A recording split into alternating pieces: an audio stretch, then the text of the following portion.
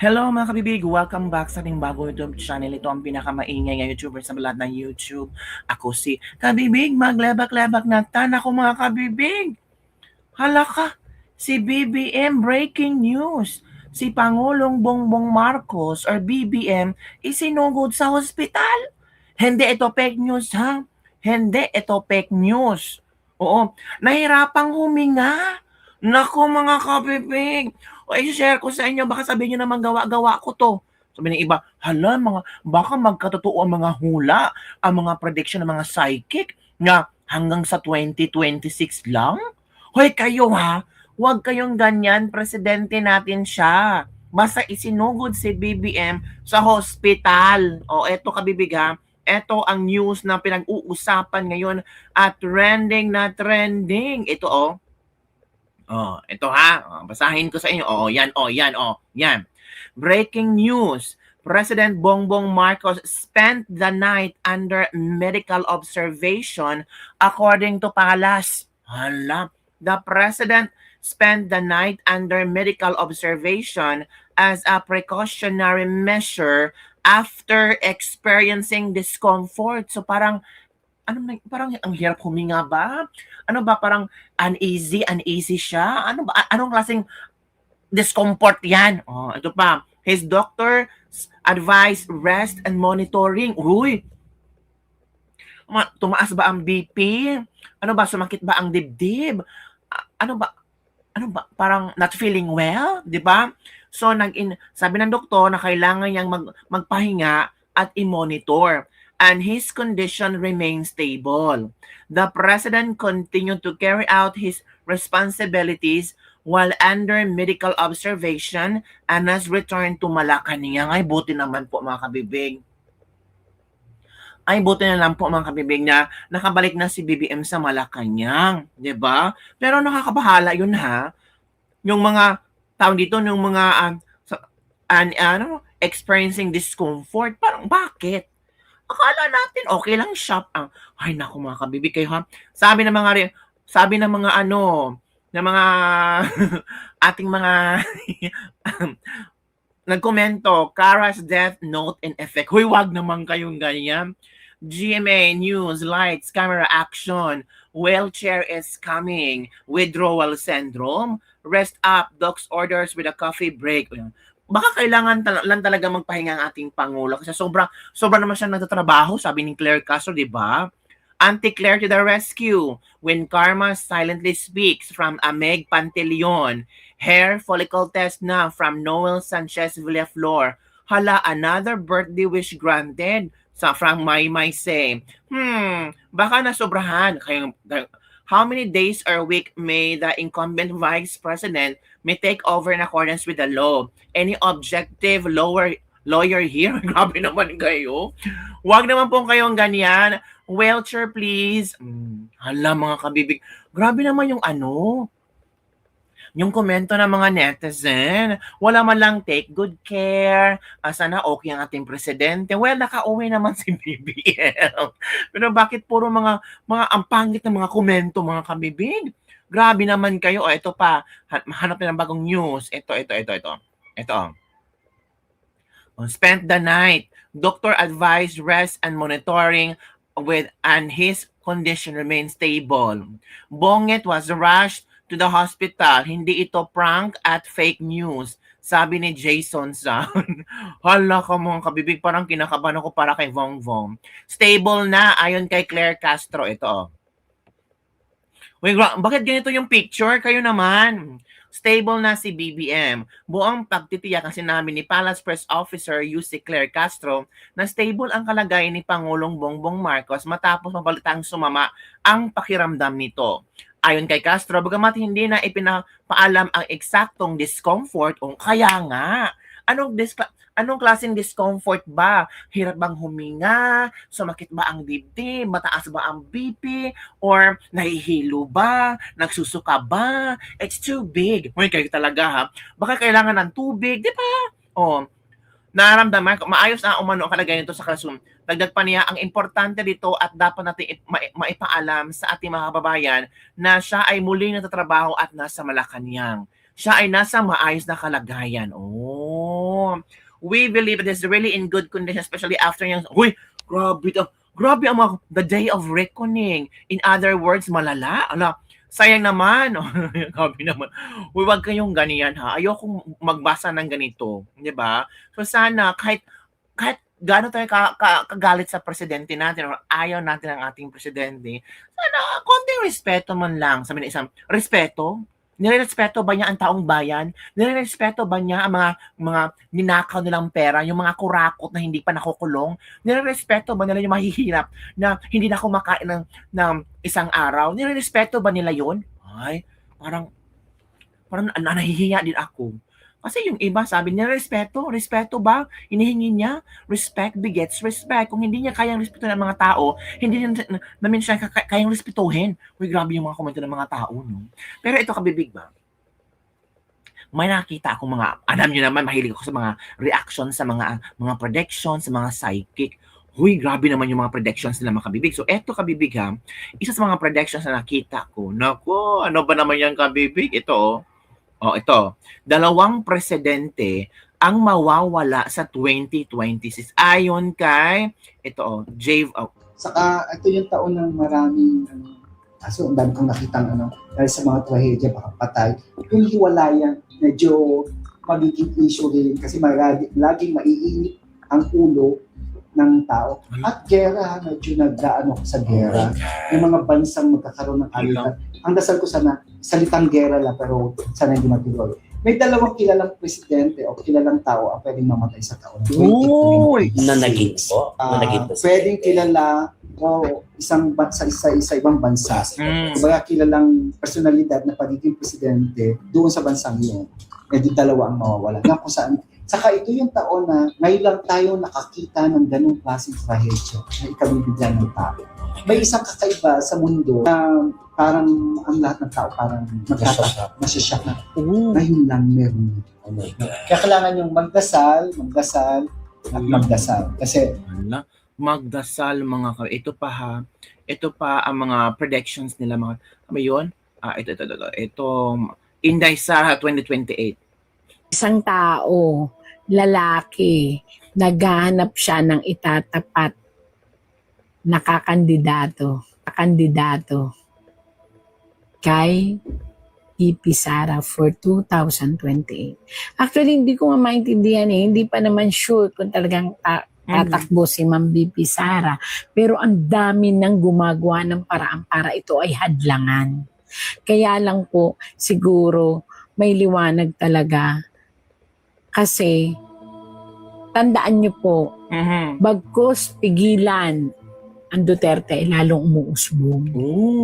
Bagkus pahintuin ay lalo siya lang umuusbong kasi taong bayan po ang nagnanais. Ngayon, itong naghahanap na ito, lalaki ito, naghahanap sila ng katapat at itatapat if ever daw na talagang tatakbo si Ma'am VP Sara for president. Sino kaya yun kabibig? Kayo ha? Hanapin pa natin yung isa itong. Nasaan ba yun? Ay, meron pa akong i-share sa inyo kabibig ha. Naku, kilabot yung mga psychic ba? Grabe yung mga psychic. Uy, grabe yung mga predictions nila ba? Ito pa kabibig, i-share ko mga predictions ng mga psychic ha. Ito. May mga elemento ng paulit-ulit kong inuulit yan sa, kung papasinin niyo doon pa lang kay Aiko Melendez sa vlog niya, sinabi ko, merong isang personalidad ng isang babae ang gustong magtanggal sa kanya o mag-dethrone sa kanyang posisyon. Babae? Pero, oo, babae pa rin ang paulit-ulit kong sasabihin. Pero hindi ako sigurado kung sino. Nasabi ko na yan. Magkakagulo, nangyari naman yun, sabi ni Aiko, nagkagulo. Mawawala yung titawag nilang unity. Nangyari rin naman yun. Kung papasinin nyo, balikan nyo ho yun. Kasi kahit si Aiko makakapagsabi, ako nagsabi na, magkakagulo sa influensya rin ng isang babae. O kaya, dahil nga, merong mga grupo o elemento na patalsikin talaga. Ang kagandahan sa nakikita ko, malulusutan ng ating nung kaupo ngayon, pwedeng matapos. Sana matapos kasi ang nakikita ko rito, hindi titigil ang devil card. Isabihin, malakas ang impluensya na ouster of the president na pwede mangyari na 2025 yung gulo na yon after the election o bago mag-election. Pero sana baka ang ano ko after ng election may mga something na medyo maano ang gobyerno. Pero the wheel of fortune niya kasi is mabuo niya talaga ang termino niya. Yun ang dasal ko matapos. Sana mapagbigyan at matapos Sana muna. No? Which is true naman. Sana pagbigyan na lang natin tapusin ang termino ni BBM. Sabi ng ilang netizen, pagbigyan? Hirap na kami. Tapos yung sinasabi niya na makukulong yung dapat makulong pero wala pa rin nakukulong. Ay, kayo talaga, ha? Hintay lang tayo sa tamang panahon. Kahit talaga hindi ng tamang panahon. Kailan ba ang tamang panahon? Ganun ang ibang mga tao kabibig. Parang nawawala lang sila ng gana, kabibig ba? Parang iniisip nila na, ay, ganun ba talaga? Ang hirap na namin. Tapos, ang Pilipinas, may bababa sa pwesto daw. Mababa sa pwesto. Marami talagang mga maraming mga psychic ngayon na may mga iba't ibang reading. May mga iba't ibang reading sa, sa termino ni BBM. Diba? Hala ko, mga kabibig ko. Sino kaya kabibig, no? Kawawa naman po kabibig ko. Maawa ka kabibig, hirap-hirap na kami dito sa Pilipinas, maawa ka sa kanila, sila nga hindi naaawa sa atin. Halak. Ito So way back pa yan ng 2023 na nagkaroon ako ng prediction. I had a dream kasi before na nasa crowd ako and I saw a woman na standing in front of us for the crowd na nag-lead siya. Wow. Yun ang pinakita sa akin. Siya ang nag-lead sa atin. Kumbaga, it's a big crowd kasi siya. I don't know if it is a program or something to do with rally, pero sa nakita ko, nandoon siya sa sa taas sa gitna mismo. And she's speaking, saying something, pero I cannot recall kung ano yung mga specific na sinabi niya, pero she's leading us. So yun kabibig, ang ating latest lebak-lebak for today. Ano ang iyong reaction hinggil dito, lalo na ngayon na trending at pinag-uusapan na na-hospital si BBM. Hindi pa sinasabi kung anong discomfort ang naramdaman ni BBM. Mga kabibig, no? Ano ang iyong reaction dito mga kabibig? Sana maging okay ang ating Pangulo kasi, okay lang yung kabibig, ano mangyari sa kanya? Huwag naman po kayong ganyan. Huwag po kayong ganyan. Kayo talaga kung ano mga naisip nyo, diba? Well, mga kabibig, yun lang muna ang ating latest lebak-lebak for today and hoping na tawag dito, basta we're hoping. Ay, nako kabibig. Ay, nako. Sana maging maayos ang pakiramdam ng ating Pangulo. Kasi ang daming problema ng Pilipinas. Mahirap naman kung wala tayong Pangulo. Meron namang kabibig, papalit si Inday Sara. Well, mas maganda kung matapos niya kasi alam nyo, nakakahiya naman na nabigyan sila ng chance ng mga Pilipino na makabalik. Tapos, pagkatapos si Ken. Diba? Pero sana maging okay ang kanyang pakiramdam. Tao pa naman tayo, diba? Tao pa naman tayo mga kabibig. So bigyan natin ng, we're praying na sana maging okay ang kalagayan ni BBM. At sabi naman ni Claire Castro nga, okay naman si BBM. Okay siya. Tapos bumabalik na siya sa kanyang trabaho. Nandun siya sa Malacanang, working very hard. So walang problema doon. Ito yung last video na i-share ko sa inyo. Ito na. Talaga, no? Mahilig tayo sa mga mga prediction. The first card po will be the possible outcome. Ikikip ko to.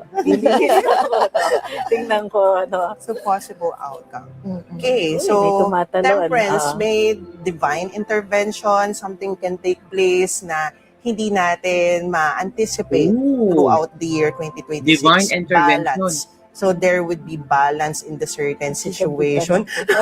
I don't But For those who are watching, ewan ko, hindi ko nararamdaman nyo kasi tumitindig yung balahibo ko.